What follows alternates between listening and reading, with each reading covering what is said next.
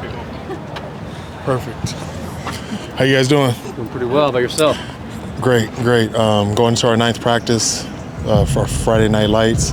Second year doing this. We moved it to Drake due to the amount of people that we had last year. So, we wanted to be more accommodating to the fans, the recruits, to the donors, to alumni, and just make a nice event for kind of like the halftime of spring ball. I know you probably can't say anything specifically, but how have your last, let's say, 72 hours gone since Wednesday? We have a newborn at home, so I have a 7-week-old baby, and then I have an 18-month-old, and there's a 9-year-old, there's a 15-year-old, 13. So my days have been pretty hectic, but I think it's a good hectic. What are you looking to get out of this practice in particular? It's kind of like a second spring game, if you will, because the other one's going to be at the Rose Bowl. What are you expecting to get out of this event? For us, this is really just a practice. This is still our 9th practice, and just like I was just telling my guys right now, that we have to get something out of this practice.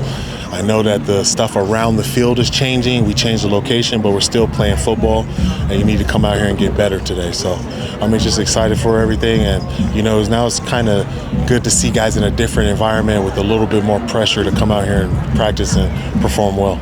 Have you had any discussions with Joey Aguilar regarding his future here and how he's been performing?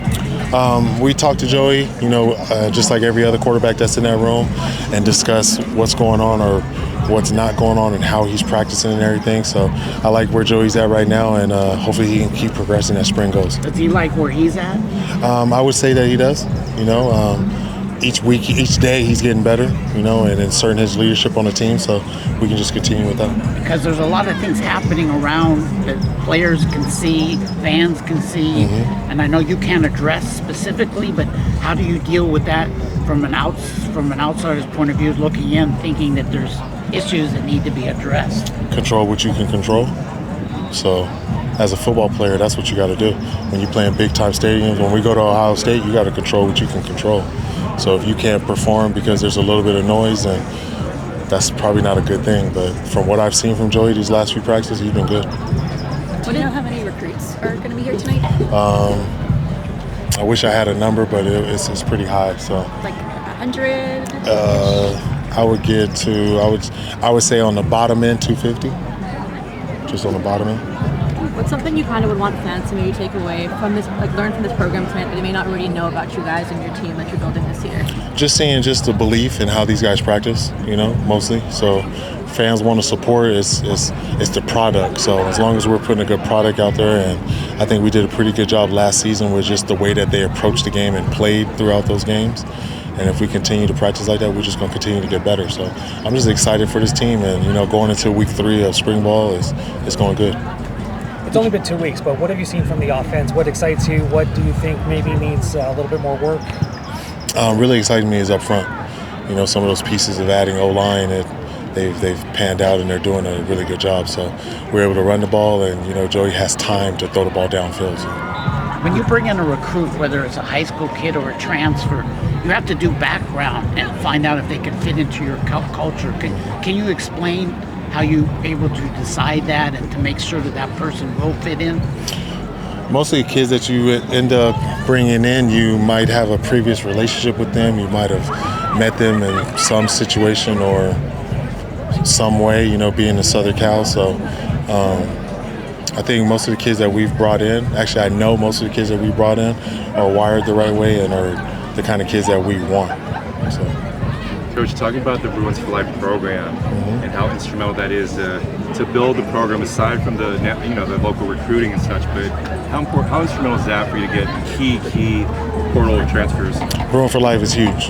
That's the number one key that unlocks everything. So, I'm just glad that we have the type of support that we have with Bruins for Life and able to raise money and allow me to be in the conversation with certain type of players to be able to bring them here to this university.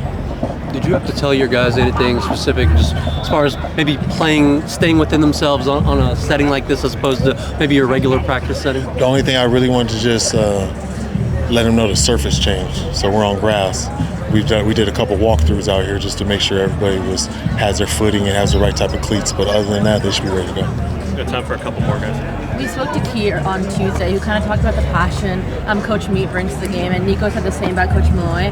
How have you gone about cultivating such a passionate, personable, and cohesive coaching staff, especially when some of them are new? Just trying to get coaches that I like to play for. When I played, it was like the coaches that I was gravitating towards, so I'm using that same type of thing when I'm recruiting coaches is, I like the way he coaches, his coaching style. I was very familiar with the way Coach Mead coaches because I was with him previously, and then same thing with Coach Franklin. That was my D-line coach when I was here as a player. So some of the guys that I brought in, I was very familiar with them.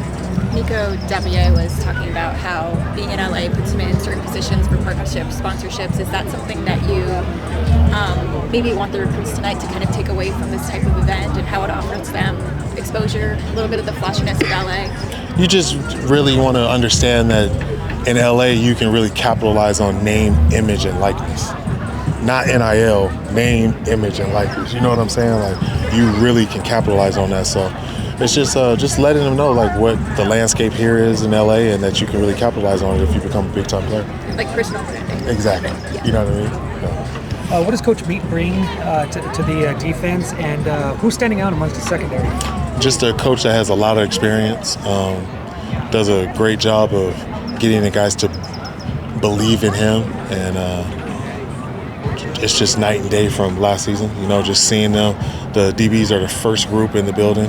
That's probably one of our biggest groups. So like I said, we're always competing in everything that we do, and right now the DBs have probably like 10 golds because I give gold, silver, bronze to the first 3 groups that come in, and then the bottom 3 I keep track of that too. And I think that the DBs could lose the rest of the spring and still be in first place. So they're doing a great job of being the first group in the building and really taking to his coaching and elevating their game.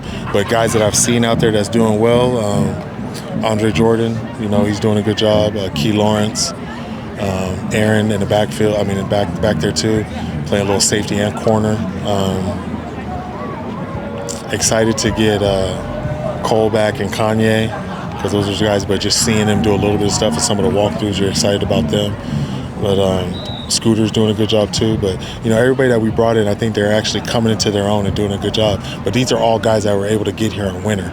So you're able to assert your leadership with the team, lifting weights and stuff like that.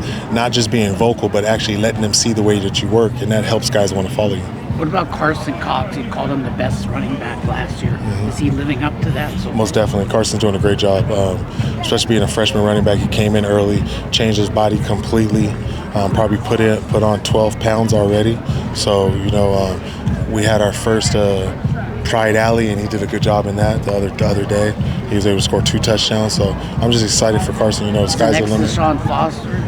I wouldn't go that far. I'm just kidding. But no, if he can come in and play as a freshman, then I think his ceiling could be a little bit higher than mine. And I'm just excited to see him because he's such a good kid. You mentioned Key. We spoke to him earlier. He just seems like such an animated, energetic addition to this team. Can you talk about his role both on and off the field? Just like you said, he's somebody that brings the energy. He's always going to be excited. You're going to hear him before you see him, and that's just cool when you have guys that when they get out on this football field, they really enjoy what's going on. So the rest of the team, you can see that they kind of feed off his energy. And, I just like when we have guys like that can help us and bring guys along and just lead vocally and on the field. Thank you, Coach. Thank you, guys. Appreciate it. Thanks.